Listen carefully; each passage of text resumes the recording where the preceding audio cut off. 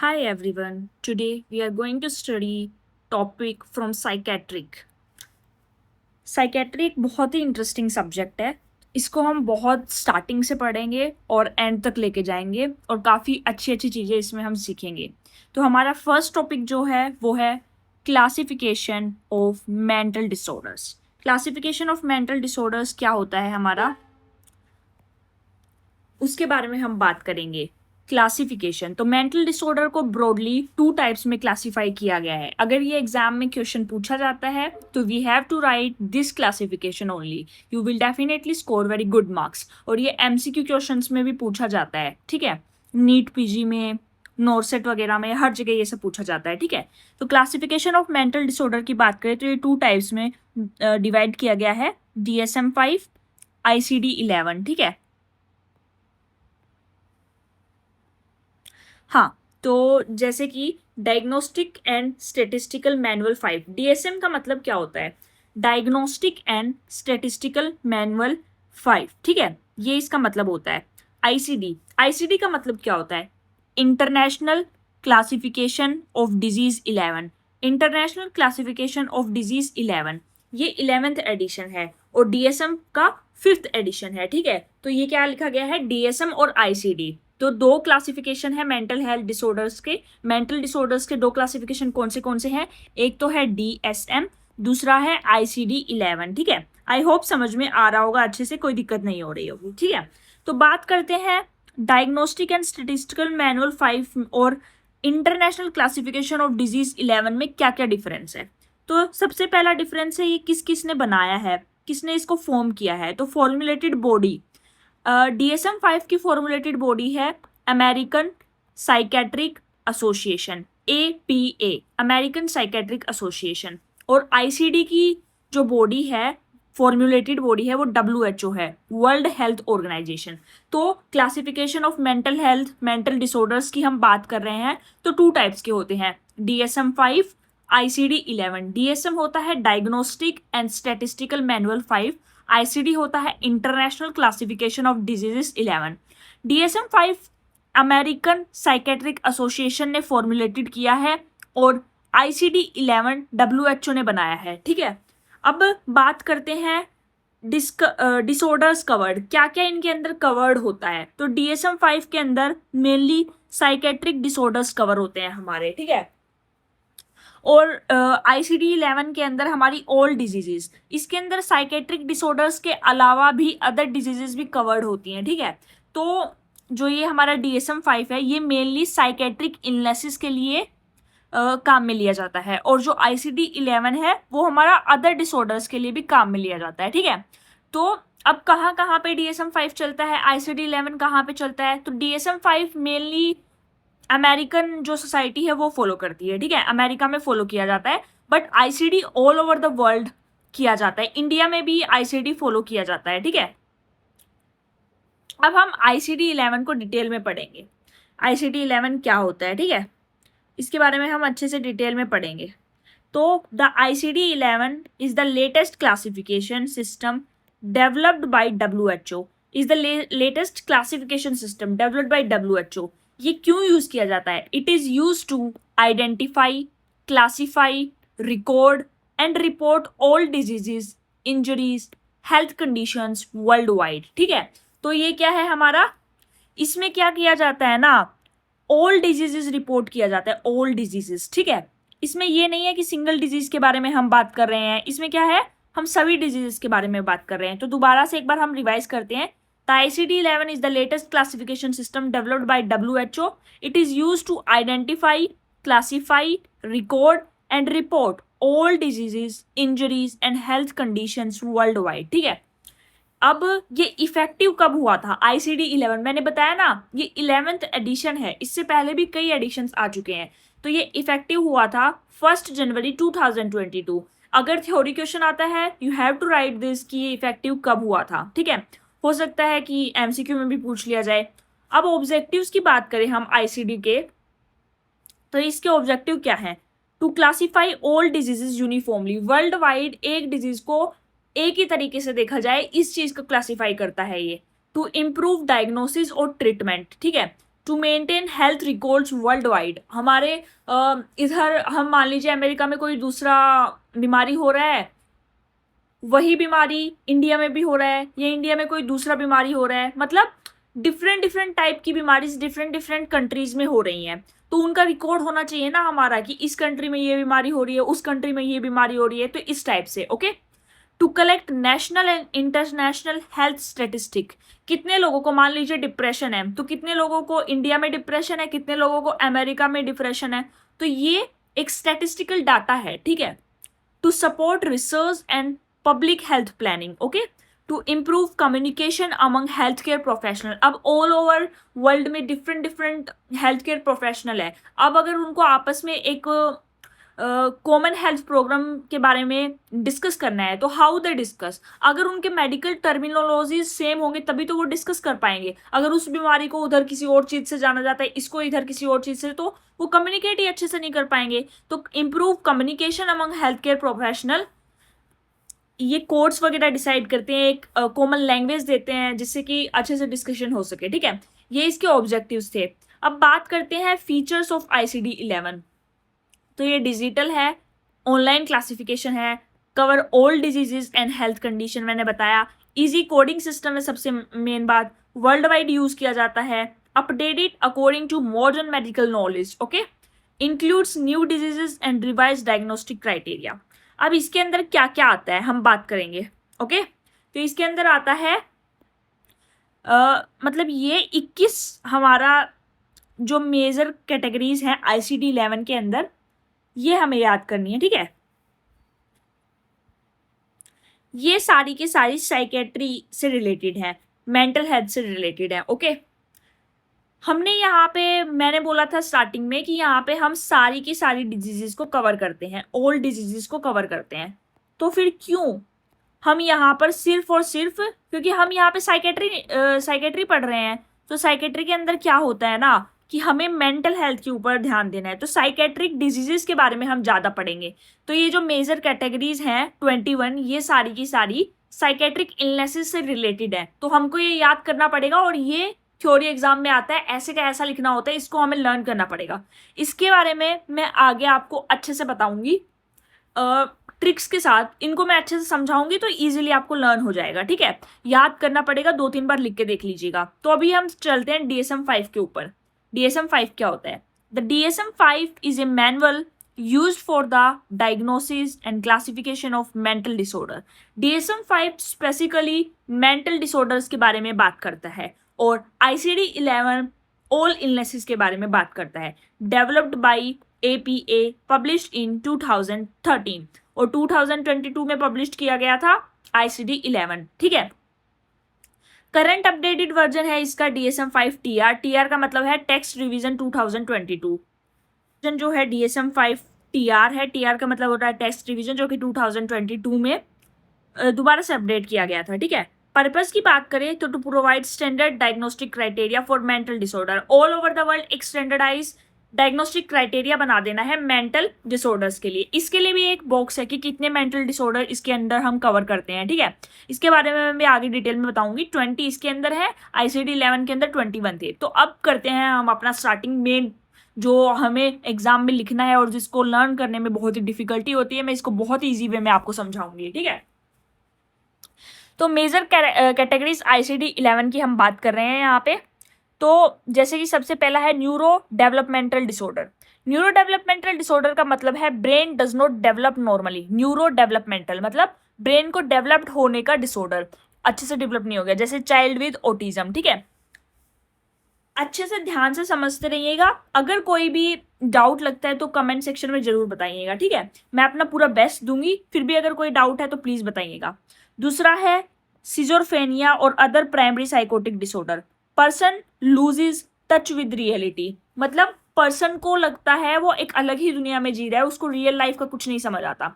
जैसे कि एग्जाम्पल, वो आवाज सुनता है कुछ जो कि रियल है ही नहीं, उसको कुछ ऐसी आवाजें सुनाई देती हैं, ऐसी चीजें दिखाई देती हैं, ठीक है। कैटाटोनिया, कैटाटोनिया क्या होता है? कैन नॉट मूव और talk, stage in one position. एक पर्सन, कैटाटोनिया का मतलब होता है वो बात भी नहीं कर सकता है, मूव भी नहीं कर सकता है, और एक ही पोजीशन में बहुत देर तक बैठा रहता है, ठीक है। ये एग्जांपल है, patient seat still for hours, बहुत देर तक एक ही पोजीशन में एक जगह पे बैठा हुआ है इंसान, ठीक है। तो ये समझ में आ रहा होगा। मूड डिसऑर्डर की बात करें तो मूड बिकम टू सैड और टू हैप्पी, ठीक है। मूड क्या हो जाता है, बहुत ही सैड हो जाता है, बहुत ही हैप्पी हो जाता है, ठीक है। मूड डिसऑर्डर जैसे कि डिप्रेशन हो गया, मैनिया हो गया। डिप्रेशन में क्या होता है, पेशेंट लो फील करता है, मैनिया में उसका अपोजिट फील करता है। आगे जैसे जैसे हम साइकेट्री को प्रोसीड करेंगे उसमें हम इन सभी डिसऑर्डर्स के बारे में डिटेल में बात करेंगे, ठीक है। बाइपोलर डिसऑर्डर हो गया, एंजाइटी और फियर रिलेटेड डिसऑर्डर।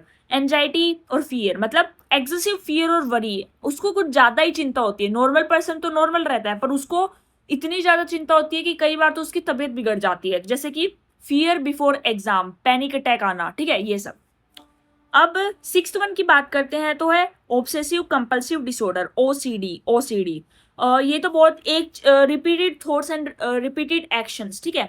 मतलब अगर कोई हाथ धो रहा है तो बार बार हाथ धोना है, किसी एक तरफ एक चीज की तरफ देख रहा है तो बार बार उसी चीज की तरफ देख रहा है, उसके मन में ख्याल आता है कि अगर मैंने ये नहीं किया तो मेरे साथ कुछ बुरा हो जाएगा या मेरे फैमिली मेंबर के साथ कुछ बुरा हो जाएगा, उसको ऐसा ख्याल आता है ओसीडी के अंदर, ठीक है। 7th वन है disorder specifically associated with stress, mental problems after stressful event, ठीक है, जैसे कि पीटीएसडी आफ्टर रोड एक्सीडेंट, ठीक है। डिसोशिएटिव डिसऑर्डर, डिसोशिएटिव डिसऑर्डर क्या होता है, लॉस ऑफ मेमोरी और आइडेंटिटी। तो डिसोशिएटिव डिसऑर्डर के अंदर होता है पर्सन जो है अपना पास्ट इवेंट्स को भूल जाता है, ठीक है, और अपने आप को भी इनफैक्ट भूल जाता है कुछ टाइम के बाद, ठीक है। ये होता है डिसोशिएटिव डिसऑर्डर। फीडिंग और ईटिंग डिसऑर्डर, ये तो हमने बहुत बार पढ़ा होगा, एनोरेक्सिया, एनोरेक्सिया नर्वोसा के बारे में। एबनॉर्मल ईटिंग बिहेवियर, कोई पर्सन खाता है उसके बाद उल्टी करता है कि मैं मोटा ना हो जाऊं, तो ये है फीडिंग और ईटिंग डिसऑर्डर। 10th वन है elimination disorder, problem in control of urine और स्टूल। एलिमिनेशन मतलब बाहर निकलना, एलिमिनेट होना बॉडी से। तो कुछ बच्चे जो होते हैं बड़े होने के बाद भी बैड वेटिंग करते हैं, तो वो क्या होता है, एलिमिनेशन डिसऑर्डर्स के अंदर आता है। ये थे हमारे 10 पॉइंट्स, इसके अलावा हमारे 11 पॉइंट्स और भी बचे हैं, उनके बारे में हम डिस्कस करते हैं। तो 11th पॉइंट है हमारा डिसऑर्डर ऑफ बॉडीली डिस्ट्रेस और बॉडीली एक्सपीरियंस, ठीक है। डिसऑर्डर ऑफ बॉडीली डिस्ट्रेस और बॉडीली एक्सपीरियंस क्या है, to much worry about body symptoms. कई बार कुछ छोटी सी बीमारी हो गई बट वो पर्सन इतना ज्यादा चिंता करता है अपनी बॉडी के बारे में, उसको मान लीजिए छोटा सा बुखार ही हुआ है तो कहेगा वो मैं मर तो नहीं जाऊंगा, मुझे कुछ हो तो नहीं जाएगा, ऐसे ऐसा करेगा। Believe serious illness but test normal, उसकी जो टेस्ट रिपोर्ट है वो सब कुछ नॉर्मल होंगे बट उसको बिलीव होगा कि मुझे बहुत ज्यादा सीरियस इलनेस हो गया है, ठीक है। 12th वन की बात करते हैं तो disorder due to substance use और एडिक्टिव बिहेवियर, जैसे कि अल्कोहल डिपेंडेंस, ठीक है। सब्सटेंस यूज बहुत ज्यादा कॉमन है, इंडिया में काफी ज्यादा कॉमन देखने को आपको मिलेगा। Impulse control disorder, can not control harmful urges, जैसे स्टीलिंग थिंग्स, क्लेप्टोमेनिया इसको बोलते हैं, ठीक है। इम्पल्स कंट्रोल डिसऑर्डर मतलब अपनी बुरी आदतों, अपनी बुरी इच्छाओं को वो दबा नहीं पाता है, कंट्रोल नहीं कर पाता है, ठीक है, चोरी कर लेता है। डिसरप्टिव बिहेवियर और डिसोशिएशल डिसऑर्डर, डिसरप्टिव बिहेवियर मतलब aggressive disobedient behaviour, rules break करता है कॉलेजेस में, स्कूल्स में, फाइट करता है सभी बच्चों के साथ, ऐसा ऐसा डिसरप्टिव बिहेवियर होगा, या डिसोशल बिहेवियर भी हम उसको बोल सकते हैं। Personality disorder, long term unhealthy pattern of behaviour, always disturb other, distrust other, मतलब पर्सनैलिटी डिसऑर्डर में क्या होगा ना, वो किसी एक इंसान के ऊपर ट्रस्ट नहीं कर पाएगा। पैराफाइलिक डिसऑर्डर, पैराफाइलिक डिसऑर्डर में क्या होगा, एबनॉर्मल सेक्सुअल इंटरेस्ट, ठीक है, harmful sexual behaviour. Factitious disorder, इसके अंदर क्या होगा, pretend to be a sick intentionally, वो जानबूझकर बीमार होने का दिखावा करेगा, मतलब फेक इलनेस शो करेगा, ठीक है, अटेंशन पाने के लिए। तो ये क्या होता है, फैक्टिटियस डिसऑर्डर। न्यूरोकॉग्निटिव डिसऑर्डर के अंदर क्या होता है, मेमोरी और थिंकिंग प्रॉब्लम्स, कॉग्निटिव मेमोरी और थिंकिंग से रिलेटेड होता है, जैसे कि अल्जाइमर डिजीज। इसके अंदर पेशेंट का थिंकिंग बिल्कुल चला जाता है, मेमोरी बिल्कुल चला जाता है, एट लास्ट वो सब कुछ भूल जाता है, ठीक है, एंड स्टेज के अंदर। 19 की बात करें तो मेंटल और behavioural disorder associated with pregnancy, child birth और डिलीवरी के बाद, ठीक है। तो उसमें क्या क्या आएगा ना, मेंटल इलनेस ड्यूरिंग प्रेगनेंसी और आफ्टर डिलीवरी, पोस्टपार्टम डिप्रेशन जिसको हम बोल देते हैं, ठीक है। 20 की बात करें तो साइकोलॉजिकल और behavioural factor affecting disorder classified elsewhere. Psychological factor wants physical illness मतलब साइकोलॉजिकल और behaviour factor affecting disorders. Psychological illness है उस पेशेंट को बट वो अफेक्ट कर रहा है अदर डिसऑर्डर्स को, जैसे कि psychological factor worsen physical illness, stress makes asthma attack worsen. ऐसे ही माइग्रेन के केस में भी होता है, स्ट्रेस अगर होता है पेशेंट को तो माइग्रेन का अटैक आ जाता है उसको, same just like in asthma. ठीक है, 21 की बात करें तो सेकेंडरी मेंटल और behavioural syndrome associated with disorder और डिजीज क्लासिफाइड एल्सवेयर। वही ऊपर वाला जो हमने पढ़ा था वही सेम है। ठीक है, mental symptoms caused by other medical disease, थोड़ा सा डिफरेंस है, लिटिल बिट ऑफ डिफरेंस, उसको अच्छे से समझ लीजिएगा। 20 वाले में हमने बात किया था कि साइकोलॉजिकल या मेंटल जो फैक्टर्स हैं वो हमारी फिजिकल इलनेस को प्रमोट करते हैं, वर्सन करते हैं। ठीक है, 21 में हमने पढ़ा है जो हमारे मेंटल सिम्टम्स है वो किसी मेडिकल डिजीज की वजह से हमें हो रहे हैं। ठीक है, ये इसका मेन डिफरेंस है, इसको एक बार दोबारा से पढ़ लीजिएगा। ठीक है, confusion due to thyroid problem और ब्रेन इन्फेक्शन। अब अगर किसी को थायराइड प्रॉब्लम है तो हो सकता है उसको कोई मेंटल सिम्टम्स आ गए हों। ठीक है, तो ये उसकी वजह से है। अब हम DSM-5 की बात करते हैं कि DSM-5 हमारा क्या कहता है।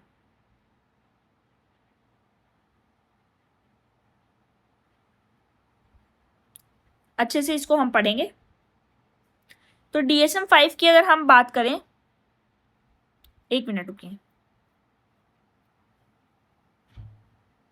DSM-5 में DSM-5 कैटेगरी ड्रग्स की मतलब हम बात करते हैं। DSM-5 डायग्नोस्टिक चैप्टर्स की हम बात करें तो क्या क्या आता है। सबसे पहला है हमारा neuro developmental disorders.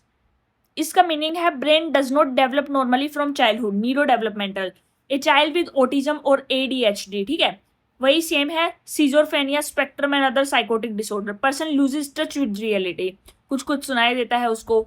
Bipolar and related disorder, mood changes from very happy to very sad, एकदम से बहुत खुश है एकदम से बहुत दुखी हो जाएगा, ऐसा करके। ठीक है, डिप्रेसिव डिसऑर्डर, पेशेंट बहुत ही सैडनेस के अंदर चला जाएगा, होपलेस फील करेगा। एंजाइटी डिसऑर्डर, एक्सेसिव फियर और वरी होगा, पैनिक अटैक्स आएंगे अगर स्टूडेंट है तो, ऐसा टाइप का। Obsessive compulsive and related disorder, repeated unwanted thoughts and action, जैसे कि मैंने पहले बताया अगर हाथ धो रहा होगा तो धोता ही रहेगा। Trauma and stressor related disorder, mental program after a stressful event. ठीक है, लगभग सेम है उनको। अगर आपने ICT वालों को याद कर लिया तो ये याद करना बहुत ईजी हो जाएगा। Dissociative disorder, problem with memory और identity, forget personal details after severe trauma. ठीक है, somatic symptom and related disorder, too much worry about physical symptoms. Feeding and eating disorder, जैसे कि मैंने बताया था एनोरेक्सिया नर्वोसा और बुलिमिया। ठीक है, अब हम बात करते हैं 11th की, एलिमिनेशन डिसऑर्डर, वही बेड वेटिंग हो गया। Sleep wake disorder, problem with sleep, insomnia हो गया जैसे। सेक्सुअल डिसफंक्शन में क्या होगा, difficulty maintaining sexual function. Gender dysphoria, distress because gender identity differs from sex at birth. ठीक है,